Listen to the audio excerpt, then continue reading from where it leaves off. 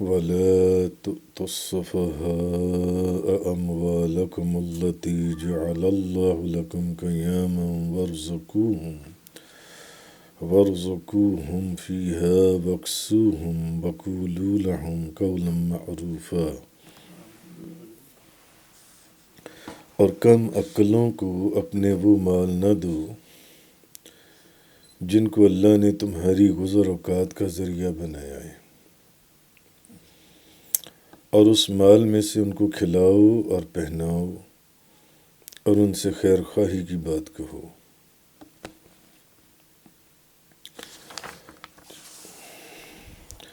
اب یہاں پچھلی آیات کے اندر اللہ تعالیٰ نے فرمایا تھا کہ یتیموں کو ان کا جو مال ہے ان کے حوالے کر دو۔ یتیموں کا مال یتیموں کے حوالے کر دو، اور عورتوں کا جو مہر ہے، حق مہر، وہ عورتوں کو، اپنی بیویوں کو خوشی خوشی سے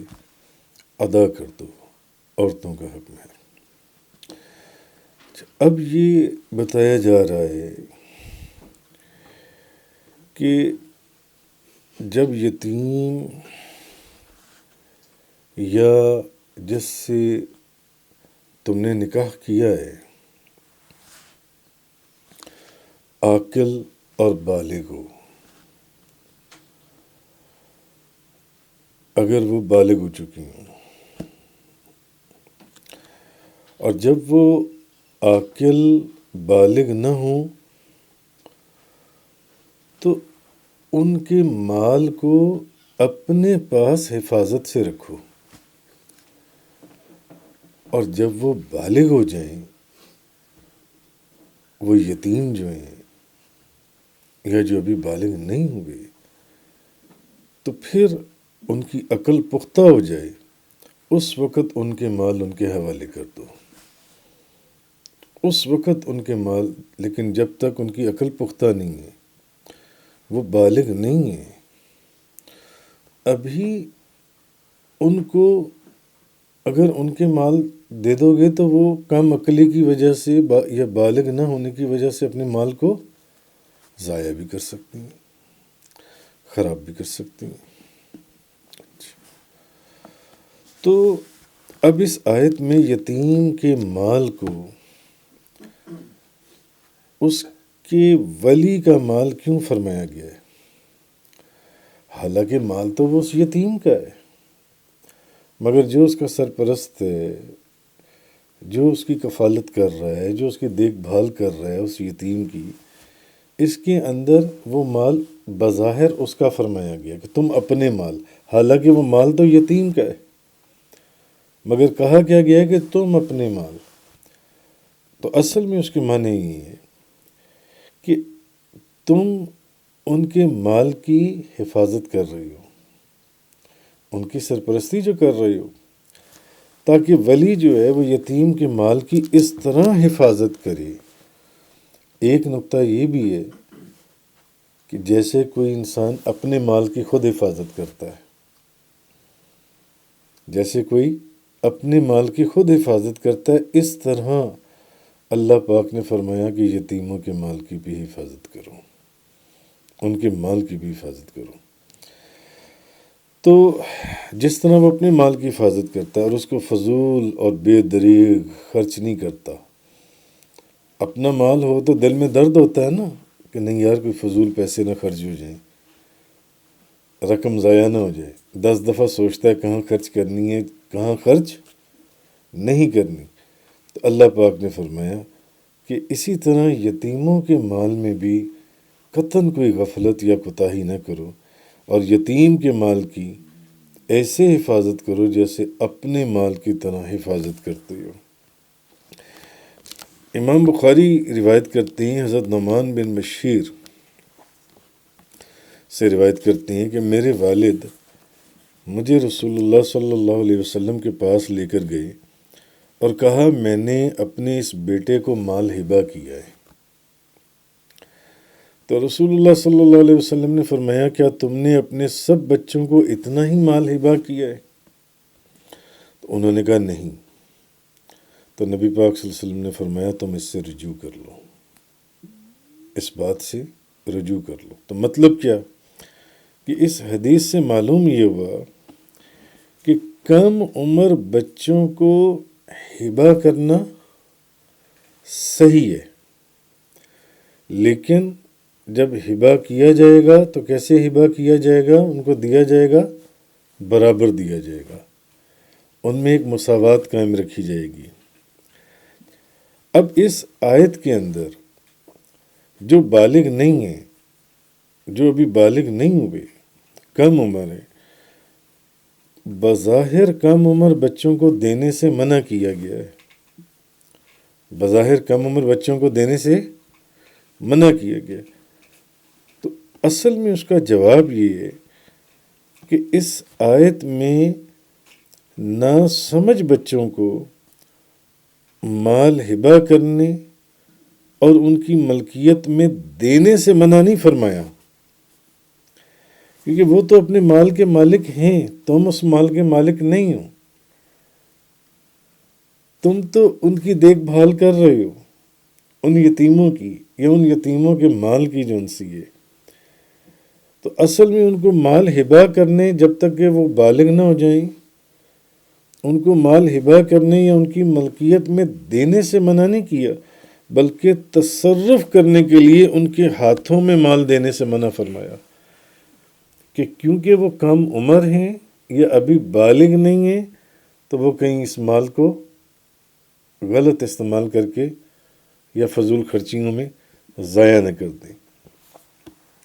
تو کیونکہ وہ اس کی حفاظت کرنے اور اس کے صحیح جگہوں پر خرچ کرنے کے طریقوں سے وہ بھی آگاہ نہیں ہے، تو اس لیے ورنہ ان کو ہبہ کرنے یا اس مال کو جس کے وہ مالک ہیں، وہ یتیم، ان کو ان کی ملکیت میں دینے سے منع نہیں فرمایا، بلکہ ان کو ان کے تصرف میں دینے سے منع فرمایا گیا۔ تو یہ چیز اس میں اللہ پاک نے فرمائی کہ اور کم عقلوں کو اپنے وہ مال نہ دو، حالانکہ اپنے وہ مال نہ دو، نہیں، مال تو انہیں کا ہے، آپ تو اس کی حفاظت کر رہی ہیں، آپ تو اس کو دیکھ رہی ہیں، اس کی جن کی آپ سرپرستی کر رہی ہیں، تو اپنے وہ مال نہ دو، یعنی جیسے اپنے مال کی حفاظت کرتے ویسے ہی ان کے مال کی بھی حفاظت کرو، جن کو اللہ نے تمہاری گزر اوقات کا ذریعہ بنایا، اور اس مال میں سے ان کو کھلاؤ اور پہناؤ، اور ان سے وَقُولُوا لَهُمْ قَوْلًا مَعْرُوفًا، اور ان سے خیر خواہی کی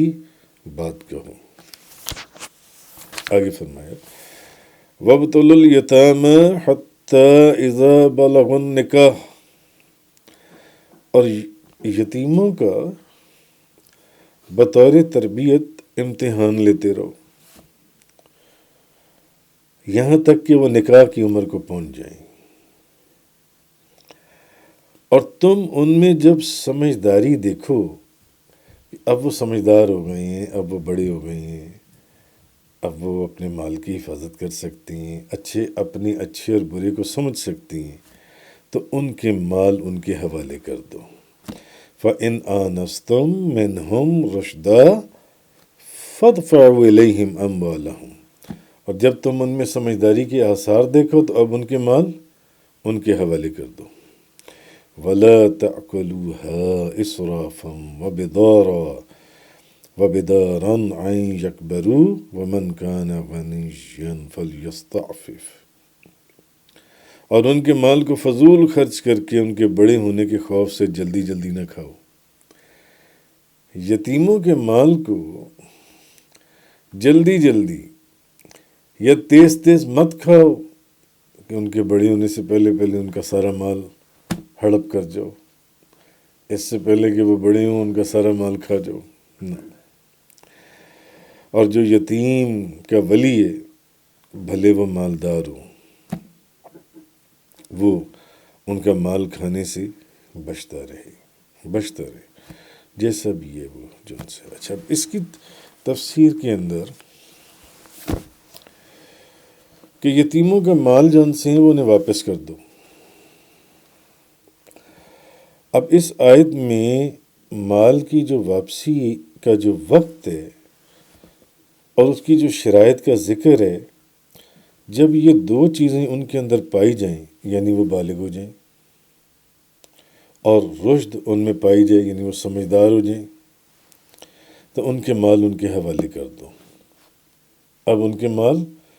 اب جب تمہیں پتہ چل گیا کہ وہ بالغ ہو گئے ہیں، سمجھدار ہو گئے ہیں، اپنے اچھے برے کی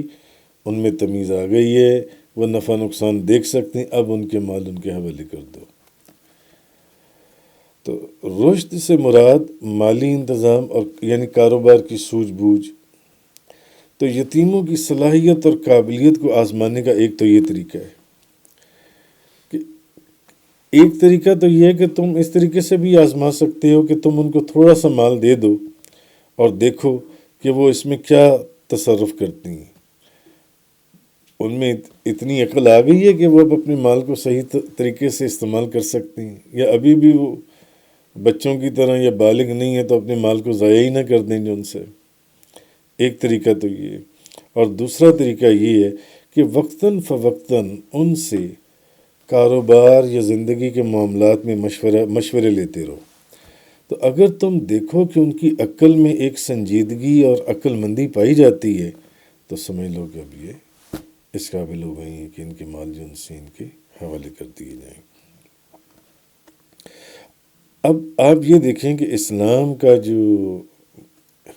مذہب اسلام ہے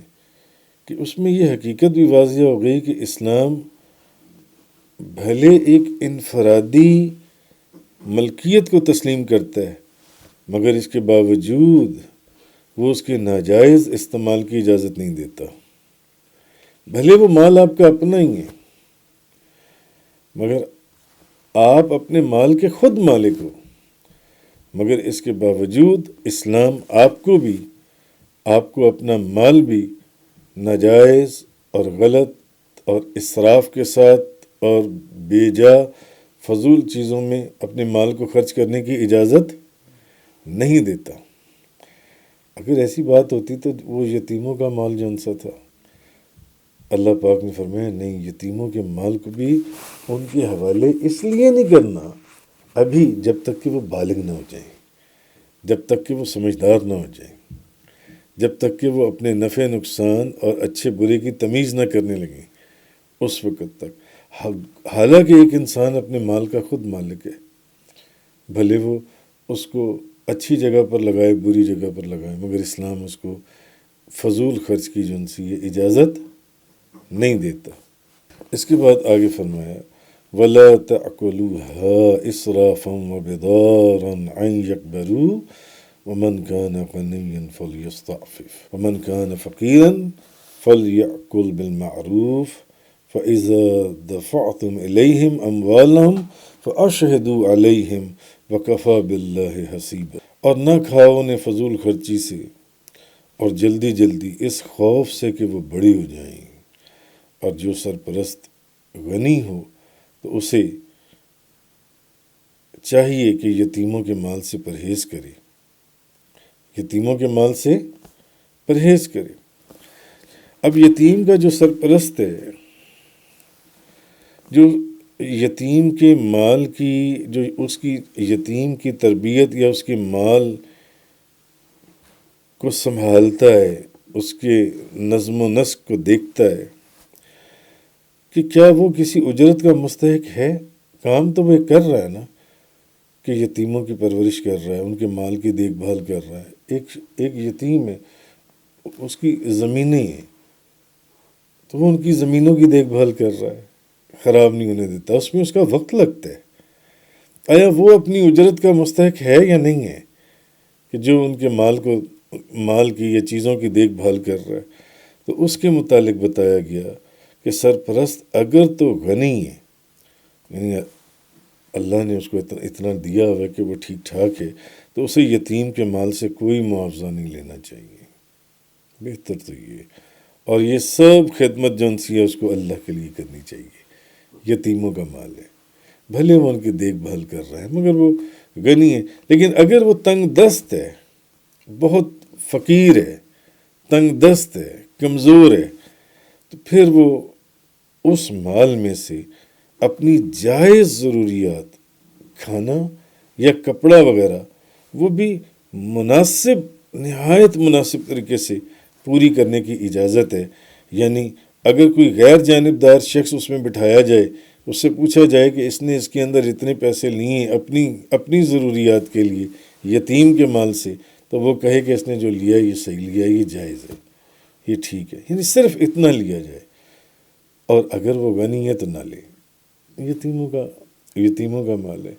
لیکن اگر وہ فقیر ہے، تنگ دست ہے، تو پھر وہ لے سکتا ہے، مگر اتنی جو اس کی جائز ضرورت ہے، کھانا اور کپڑا وغیرہ جو ان سے ہے۔ اور وہ بھی اس میں بعض علماء نے کہا ہے کہ بہتر یہ ہے کہ وہ قرض حسنہ کی نیت سے لے لے، کہ اللہ تعالیٰ جب اسے خوشحال کر دے گا تو وہ یہ مال بھی جس یتیم کے مال سے اس نے اپنی اجرت کے طور پر لیا، یہ مال بھی ان کو جان سے واپس کر دے گا جان سے۔ اچھا، آگے فرمایا کہ فَإِذَا دَفَعْتُمْ إِلَيْهِمْ أَمْوَالَهُمْ فَأَشْهِدُوا عَلَيْهِمْ۔ تو ایک واضح کہ جب مال یتیم کو، اب جب مال یتیم کو واپس کرنے کا وقت آ جائے تو چپکے سے، چھپا کر، پوشیدہ طور پر اس کا مال واپس نہ کرو، بلکہ گواہوں کی موجودگی میں گواہ بٹھا لو پاس۔ یہ اللہ پاک کا حکم ہے، گواہ پاس ہونے چاہیے، گواہوں کے سامنے ایک ایک چیز جون سی ہے وہ اس کی واپس لوٹا دو۔ اس طرح کسی قسم کی کیا ہوگا، غلط فہمی بھی پیدا نہیں ہوگی، اور آئندہ آنے والے وقت میں کسی قسم کا کوئی جھگڑا ہونے سے ختم ہو جائے گا، اس کی کوئی بنیاد بھی نہیں رہے گی۔ کہ گواہوں کو بٹھا کر یہ نہ کرو کہ میں نے یتیم کا مال دے دیا، کب دے دیا؟ رات کے اندھیرے میں دے دیا، کیسے دے دیا؟ چھپا کر دے دیا، نہ، اس طرح نہیں ہے۔ اور آخری بات یہ کہ تم لوگوں کی آنکھوں میں خاک ڈال سکتے ہو، لیکن اللہ سے اپنا کوئی فعل نہیں چھپا سکتے۔ تو اگر تم نے ان کے مال میں خیانت کی تو یاد رکھو کہ قیامت والے دن اس کی بارگاہ میں ایک ایک پائی کا حساب دینا پڑے گا۔ وَكَفَى بِاللَّهِ حَسِيبًا، اور کافی اللہ تعالیٰ حساب لینے والا۔ صدق اللہ تعالیٰ۔ تفسیر قرآن کا یہ لیکچر انگلش میں سننے کے لیے براہ کرم ڈسکرپشن میں موجود لنک پر کلک کریں۔